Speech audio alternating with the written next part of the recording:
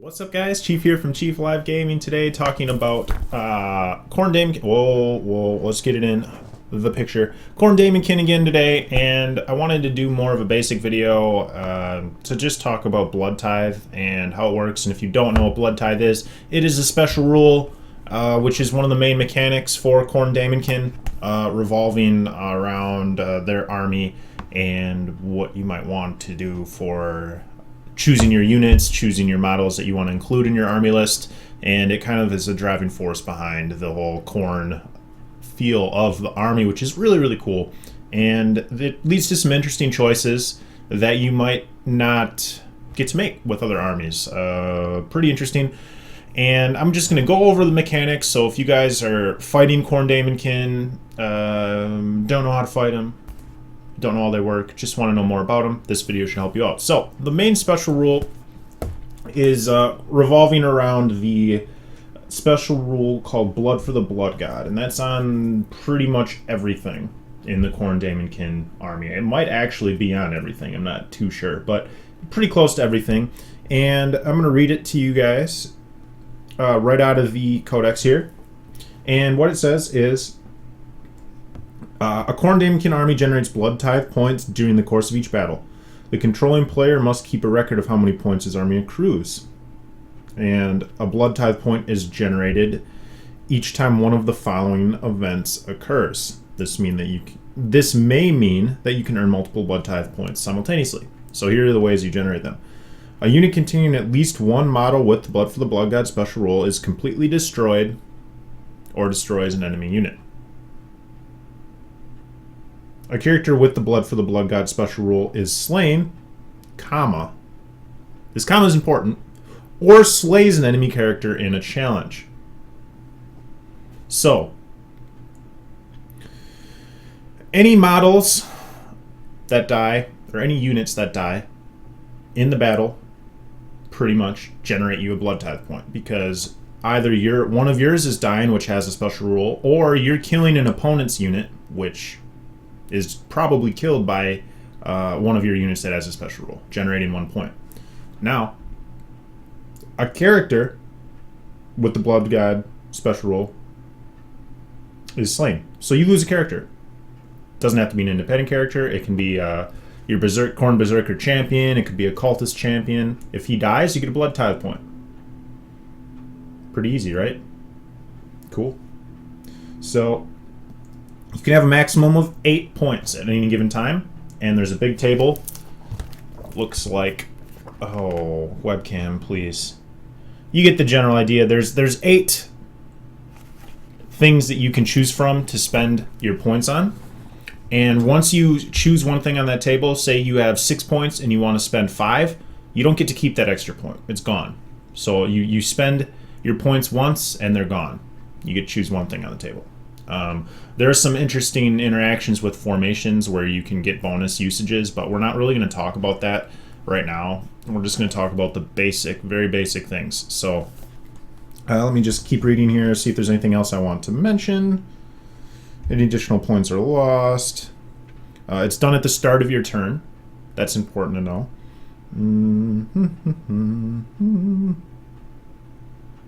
Yeah, pretty easy. So I'm just going to go over the basic gist of the listed 8 things. I'm not going to read them word for word because that seems like it would take way too long. And then I'm just going to talk briefly about them. The first 4 on the table are what I would call buffs or enhancements for your units. And then points spent for 5 through 8 are summoning. So that's what you're kind of aiming for in the game, unless you really need like the +1 attacks, or feel no pain for a turn where like just a ton of combat is happening and you really want those buffs. You're pretty much gonna try to be saving your points to get to 5 or higher so you can summon more daemons into the battle. So the first reward for the Blood Tithe table for 1 point is Infernal Contempt. All friendly units with the Blood for the Blood God special rule have the Adamantium will until the start of your next turn. Meh, right? Could be good. I mean, okay, it could be really helpful. For the most part, kind of not so useful. For the most part. Could be good. The second point is Insatiable Bloodlust. And that gives all friendly units with the blood for the Blood God special rule Furious Charge and Rage until the start of your next turn. So, if you guys don't know, the Mark of Khorne special rule already gives Rage and counterattack, but it gives Rage. So really, a lot of your units have Mark of Khorne. So that part of the 2 point spent thing is kind of wasted on a lot of your units. So really you're gaining Furious Charge for like half of your army, and you're gaining Rage and Furious Charge for any units that don't have the Mark of Khorne already. So could be definitely useful in certain situations. I don't know off the top of my head what models or what units don't have the Mark of Khorne that I really would want Rage on and Furious Charge. But if you're setting up, maybe I mean, this is only 2 points, so you could do it maybe on turn 2. If you lost like something to shooting in turn 1 and you really just want to get that turn 2 charge off, could help. Could really be nice. So I see a place for that for sure. Now, number 3, this is one of my favorite ones in the lower buff tier. Unstoppable Ferocity. All friendly units with the Blood for the Blood God special rule have the Feel No Pain special rule until the start of your next turn. That's huge. It's a really big deal. Feel No Pain on top of your 5-up demon invulnerable save that you have sprinkled in your army, along with your power armor that's already in your army quite frequently. That's annoying, right? That's pretty good. If you have to choose something that's not summoning, I would definitely try to get to 3 and get Feel No Pain, because that is a really good investment of your Blood Tithe points. Number 4, Apocalyptic Fury. All friendly units with the Blood for the Blood God special rule add +1 to their attacks characteristic until the start of your next turn. Again, could be good. If I had to pick one attack, maybe if you have... I'm just trying to think, like...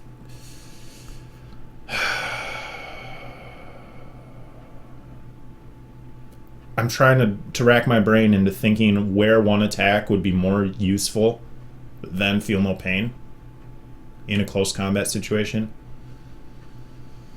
Maybe with a bunch of Power Fists against, like, or, you know, a key group of Terminators or something, getting that extra attack versus giving them Feel No Pain, because Terminators already have the 2-up Terminator armor save.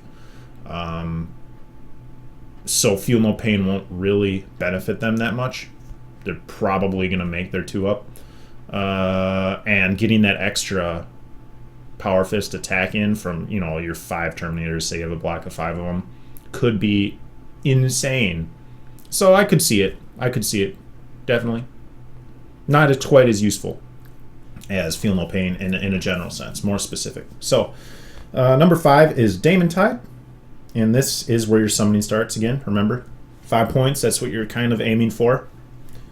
A unit of either 8 Bloodletters or 5 Fleshhounds, and you get to choose, is summoned within 12 inches of any friendly unit with the Blood for the Blood God special rule. Wow.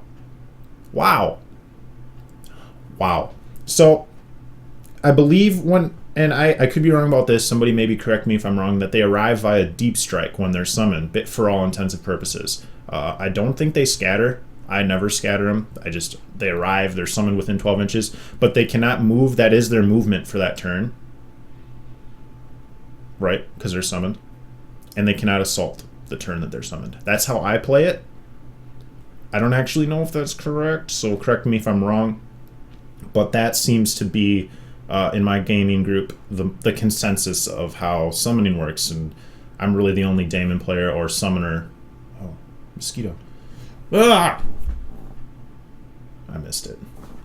The only Daemon player summoner in my group of friends, so we've kind of had to house rule that for now, assuming that we don't already know that that's correct. So let me know if I'm wrong, please. I would be happy to discuss that and hear about that. So 5 Fleshhounds or 8 Bloodletters, they're both really decent units for 5 points, right? You can get 5 points relatively quickly.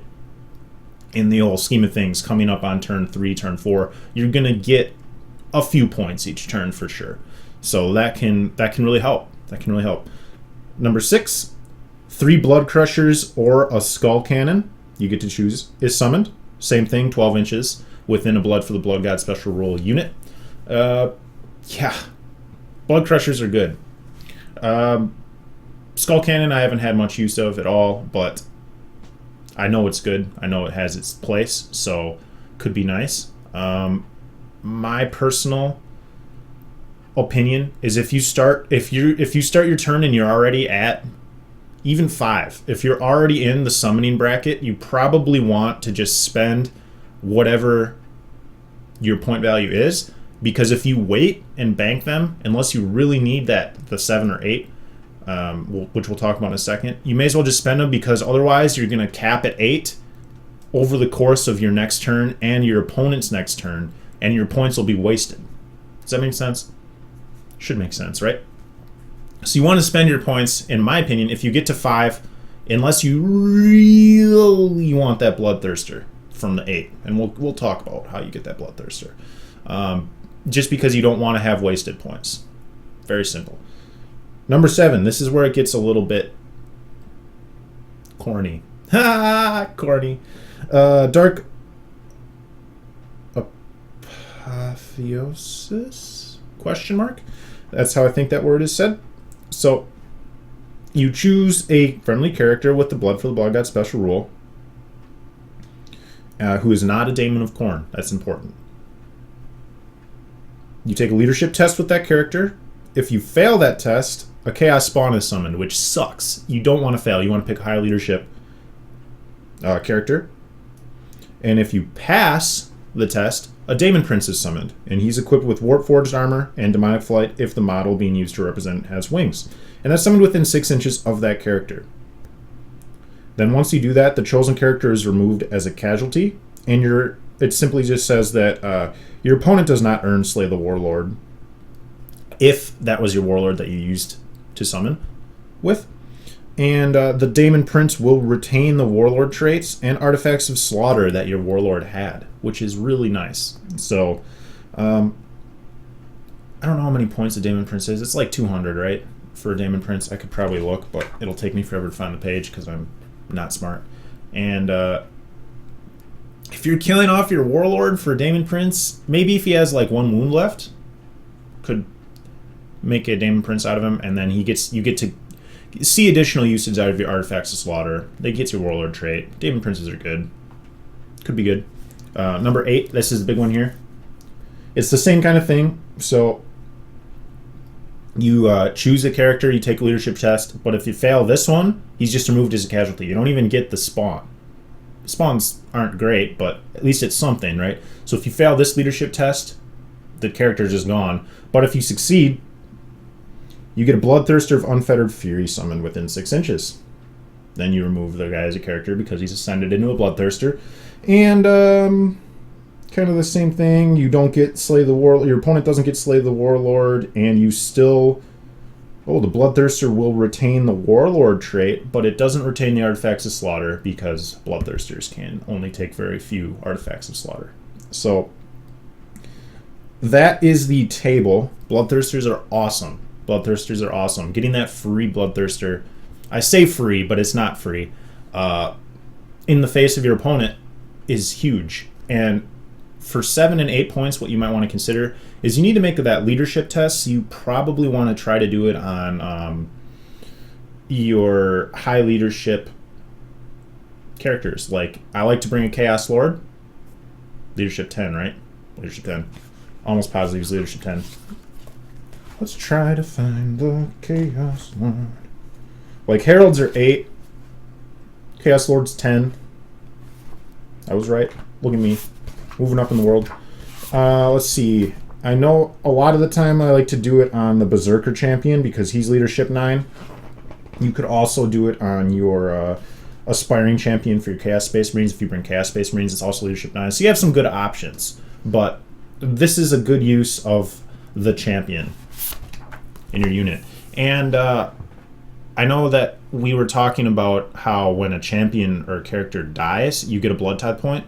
I don't think you get to sacrifice him summon something out of him, and then get a point back for killing him. I don't think that works that way. It could. I mean, I could see the argument there, but personally, we don't play it that way, or I don't play it that way. So that's up to you guys to discuss maybe before the game starts with your opponent to see whether or not that is something that you guys would like to enforce or not. So what else can we talk about with Blood Tithe? One thing I do want to mention that kind of screws me up a lot, let's just think about this for a second. So it sounds amazing, right? We talk about Blood Tithe. It is really good. But when you're thinking about the flow of the game and how the units are summoned, meaning that they arrive basically, for all intents and purposes, via deep strike, they cannot assault the turn they come out, right? They're not gonna. They're basically gonna get summoned, and the opponent's gonna be like, "Oh God, a Bloodthirster," and shoot it, right? Or a Demon Prince, or a bunch of Blood Crushers, whatever it might be. They're gonna shoot it because generally speaking, where you summon it is going to be right in their face. Seems to be pretty legitimate argument, right? So if we think about how that works, the game turns turn 1. Maybe you get like, between you and your opponent, you get a couple points. Okay. Turn 2, again, maybe you're getting a few more. Maybe by your turn 3, you could summon something. That seems to be the most reasonable turn for consistency's sake, to be able to summon something. Whether or not it's your 5 points of summoning or 8 points if you've taken a lot of casualties and dealt a lot. Turn 3 is probably going to be the first turn you're summoning something. So really, it's not going to do much until turn 4, right? Because it's arrived via deep strike. So it needs a turn to kind of be there and then be fully activated on turn 4. Unless I'm wrong, where they get summoned and they can fully interact and charge and stuff, which seems not correct. But let me know again if I'm wrong there. So really, you're waiting until turn 3. You're useful on turn 4. Again, then you've spent all your points. But turn 3 is like a big bloodbath of a turn usually, so you might be able to summon again on turn 4. But again, your unit isn't ready until turn 5, and the game could be pretty much over by turn 5. So really, realistically, you're getting 2 turns worth of summons, 2 summons per game, generally speaking, unless you're doing something like, fielding 4 units of cultists and running them at your opponent and throwing rhinos everywhere. But generally speaking, in your average game, that's what's going to happen. So keep that in mind while you're playing. Keep that in mind. I think really that's all I wanted to touch on with Blood Tithe. I hope that, 17 minutes. That went a little longer than I had hoped. But hopefully that this video will give you guys a nice base of information for Blood Tithe. And if you want to hear anything else about Khorne Daemonkin in particular, let me know. I'm going to start going through the formations and what else could I do? Maybe just talking about general strategy, general army composition, stuff like that. What units I like, what units I don't like in further videos, and kind of go from there. So let me know what you guys think of this video. Thanks a lot for watching. Feel free to subscribe for more content for 40K. I do a lot of other content related to all things gaming, so check out my channel if that interests you. Thanks a lot, guys. I'll see you next time. Have a great day. Bye now.